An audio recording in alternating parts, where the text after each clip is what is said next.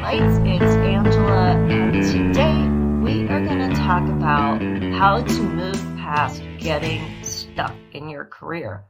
This is something that I have heard from more than one person lately, so I know it's going around. This idea of being really good at something you don't love. Because you're really good at it, your firm wants you to keep doing it, and you feel like they're not seeing your other good qualities, and you're not getting a chance to continue to grow other avenues of your career that you really want to explore.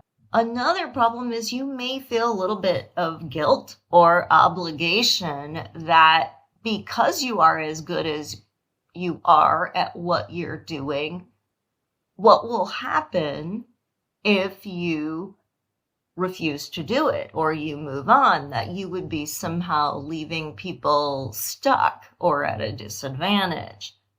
And finally, there's a little bit of the ego because you are getting rewarded in some way for a job well done. It feels good to have the mastery that you do of a skill set.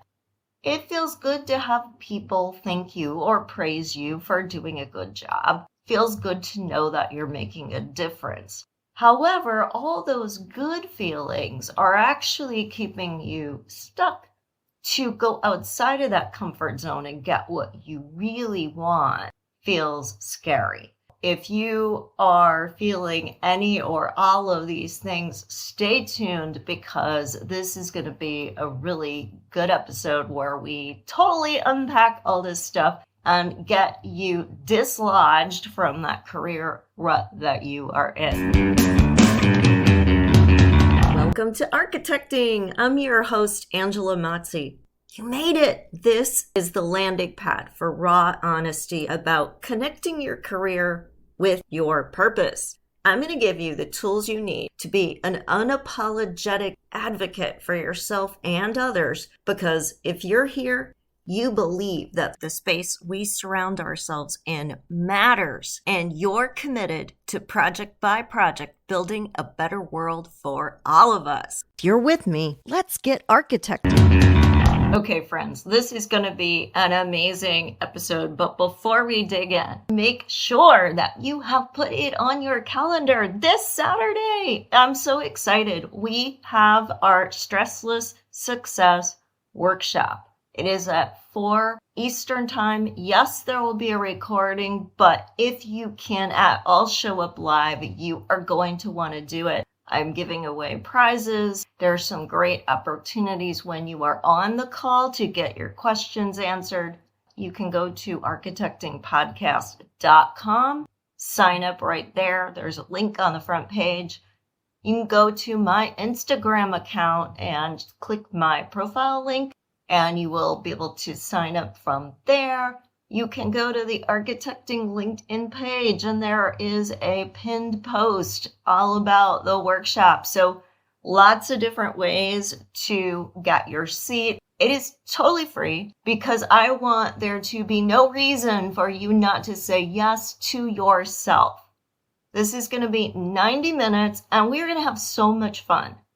I have a lot of great information to share with you about how to really claim success on your terms. And that means we're going to rewrite the definition of success so that it matches your potential and what you really want, what is going to make you feel happy and fulfilled. And it's not going to look like anybody else's definition.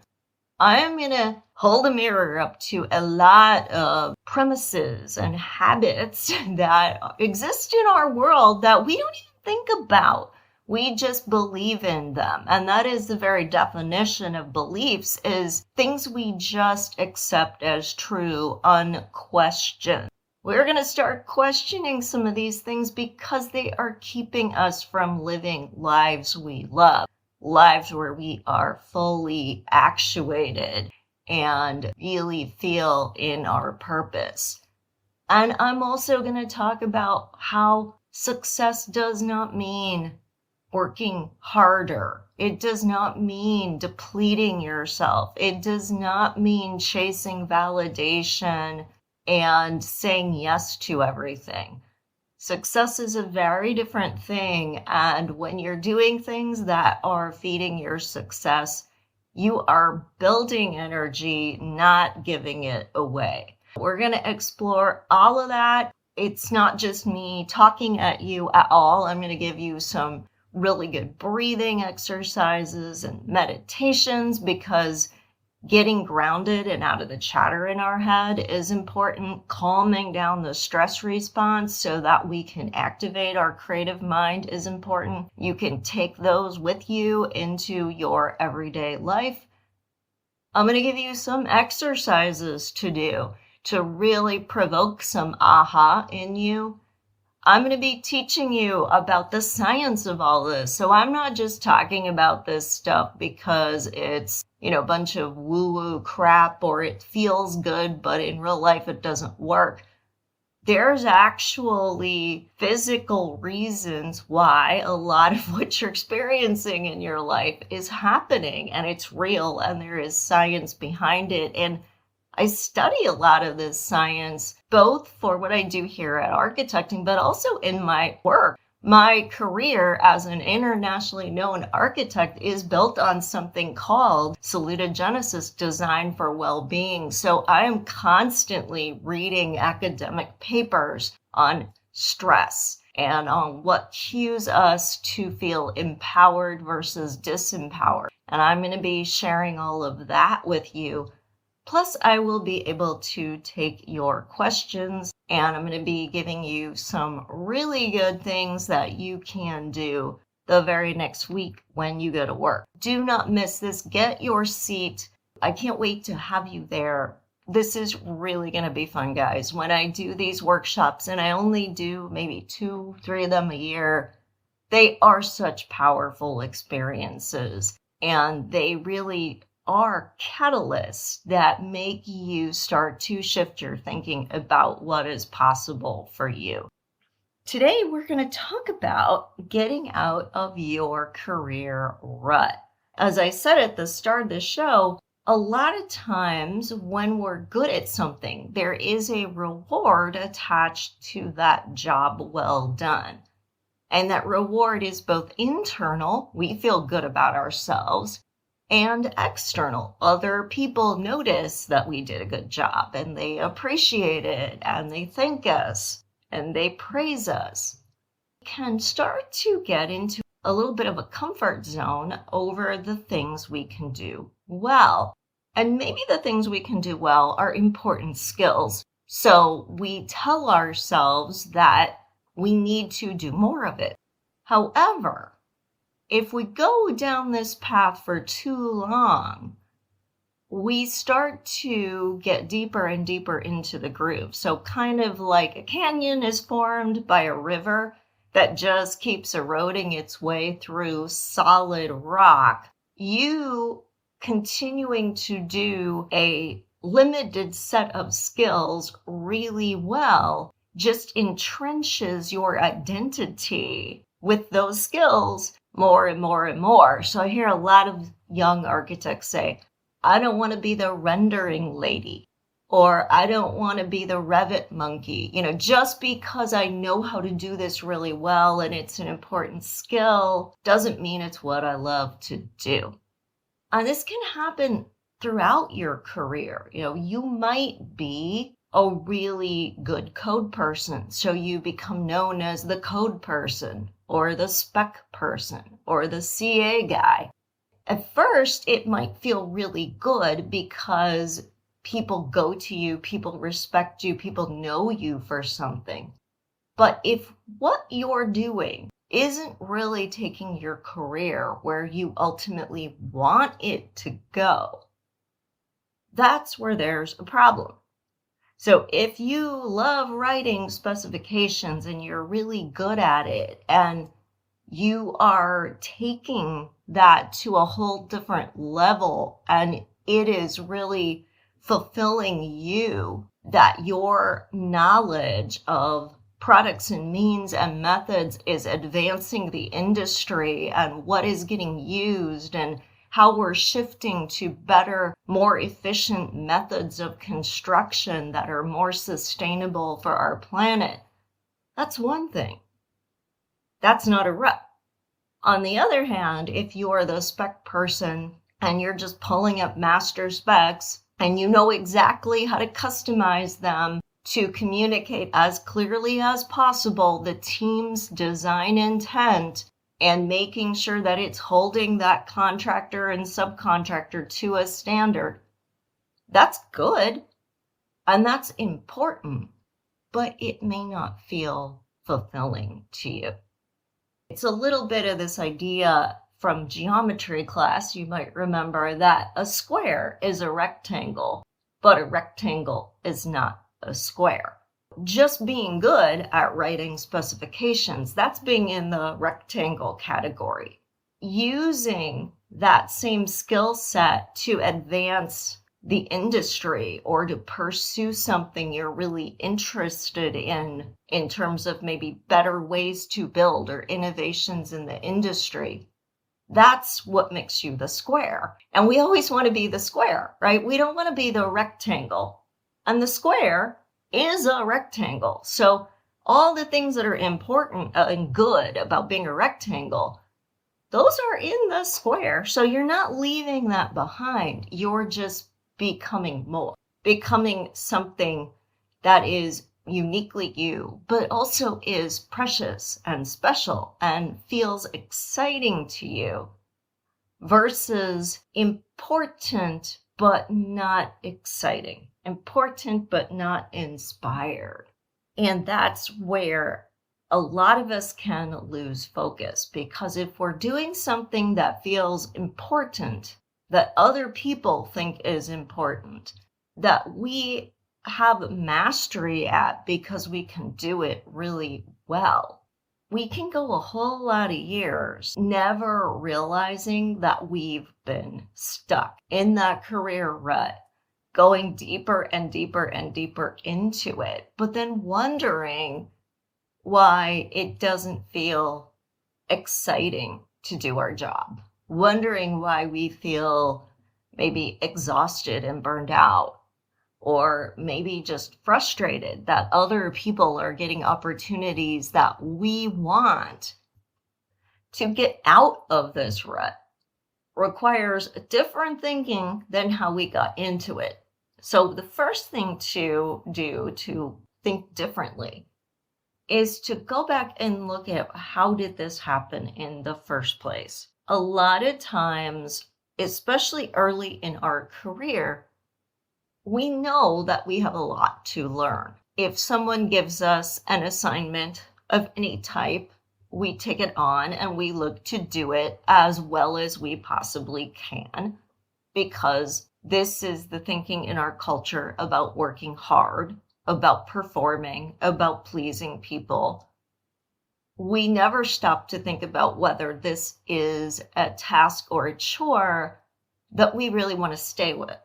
So we take on what's asked of us, we do it to the best of our ability, and if it sticks, we keep doing more of it because it feels good both internally and externally. Our motivation here is the culprit. It feels good when we do something well, when there is certainty. That's another part of this. To stretch yourself, to grow, to evolve, that means you have to embrace uncertainty. Uncertainty can be scary, especially if you're getting more and more and more of this validation from being exactly where you are. So we have our motivation problem, we have our comfort problem, and safety. And as human beings, we are hardwired to seek out safety. It feels comfortable, feels safe. Our natural tendency is to want to stay there. But as human beings, we're also curious. It's why our species has evolved from being hunter-gatherers and cave dwellers to doing all of the amazing things that people have done and inventing all of the amazing things that people have invented. People are curious.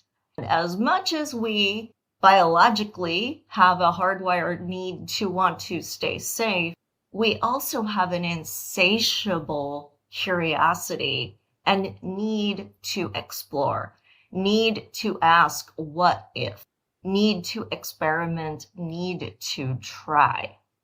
Where our wires get crossed and make us a little too predisposed to safety is how we look at failure. Failure is not biological. Failure is very much a cultural construct. It is not part of who we innately are as people. But failure in our culture, especially around certain things like your career, has become associated with danger. So it doesn't feel safe to fail because what could happen? You might be ashamed or embarrassed. You might lose your job. People may talk about you, right? There's all these things that don't feel safe about failing. When in fact, failing is neutral. It's simply how we learn. Lots of situations where we don't even think about failure. If you ever watch a baby learning to roll over or crawl or walk, you see this urge that the child has to do these things and that it takes some doing. Lots of failure involved here in attempt after attempt after attempt before they actually get that skill and can do it. And nobody says, "You stupid baby that you can't walk. What's wrong with you? You should just be able to stand up and do it. You've seen enough other people walk that are all around you. Why can't you do it?" Nobody thinks that way, right? We know that the baby has to work at developing the coordination and the muscle strength and the physical development and all of that that goes into walking. And we know that the only way that is going to happen is if the baby fails and fails and fails, but the baby fails forward and eventually can walk. Same thing when you teach your child to ride a bike.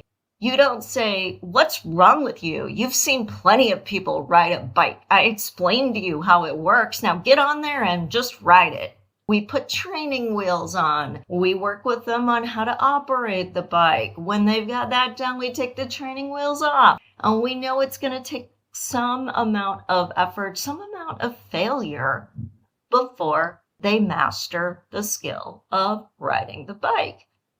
What's different between those two examples, learning to walk, learning to ride a bike, and how we think about our career? The fundamental difference is we don't doubt that that baby will walk. Never for a minute.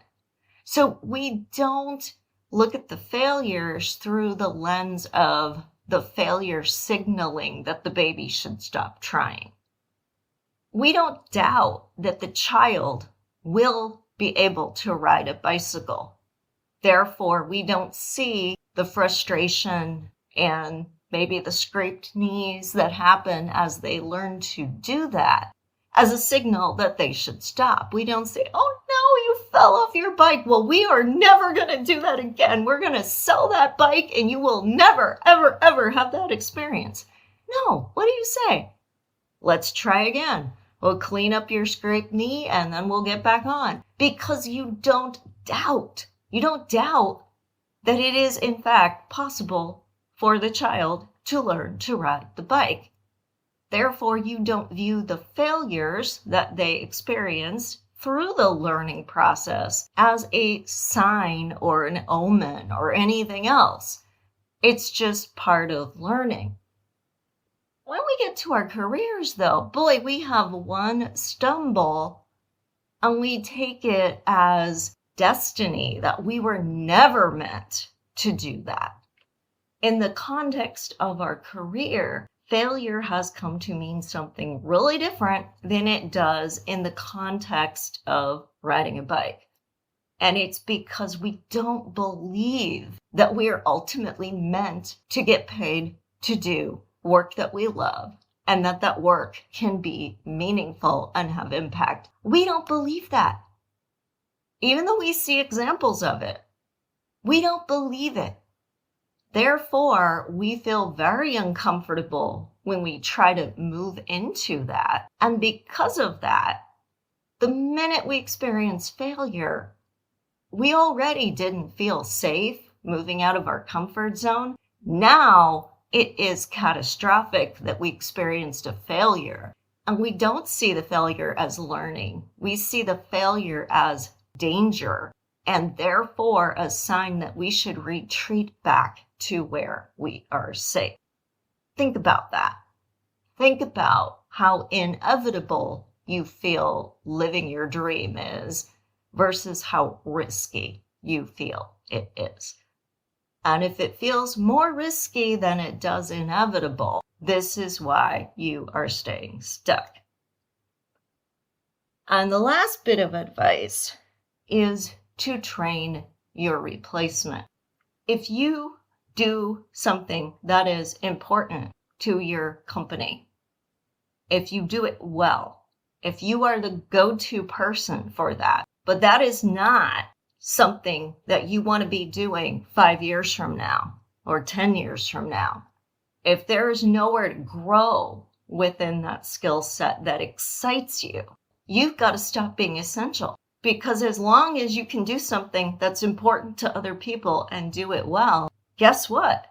You're going to still keep doing it. We tend to only look at the world through our own eyes, and we see how we've grown. We see how we can do more.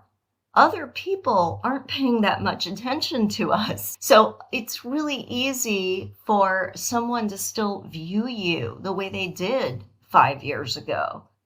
If you don't show up differently, if you have become the go-to renderer and you continue to be really good at it, in their mind, that's your job. If you are that person who knows the code in the minds of your coworkers and your boss, that's your job. You got to make sure that you are not leaving gaps, both because you will hold yourself back if you feel like the work is suffering because you're not giving it your attention as you try to move on to something else, and because people will be reluctant to lose the role that you are filling so well if that's going to mean that there is a gap. And it goes back to this idea of fear. We often don't want to train our replacement because we think that if they become as good or better as what we're doing, people won't need us anymore. So again, there isn't danger in that. You are empowering other people, and when you empower other people, you're empowering yourself. As we train our replacement, and I don't care where you are, what you're doing, even if you don't think you're in a rut, train your replacement because it will allow you to do more than what you are already doing. It will allow you to explore directions about what you're doing that you can't today because you only have so much time. It will give you that resource. Think really hard, no matter where you are, what you're doing. How can I train my replacement? How can I be that mentor for someone else, that leader, that way shower? Because that skill of leadership is also going to benefit you as you move forward and pursue your individual career dreams. But it's also going to shift how other people perceive you. It's going to break you out of the rut, and it's going to give you opportunities to be curious and to really make a difference. I'd love to hear your thoughts on this. Do you feel like you are in a rut, and do you resonate with how feeling fear of moving forward out of your comfort zone, failing, are the reasons. You can share your thoughts with me on LinkedIn, on the Architecting page, or at Architecting Podcast on Instagram. Tag me when you do. I love hearing from you. And remember to like, rate, and review the podcast. It really does help more people to find this and to hear it and to benefit themselves. Share your thoughts with a friend. Let's keep the conversation going. And remember to sign up for the workshop for even more immersion in topics just like this. Take care, everyone. Bye.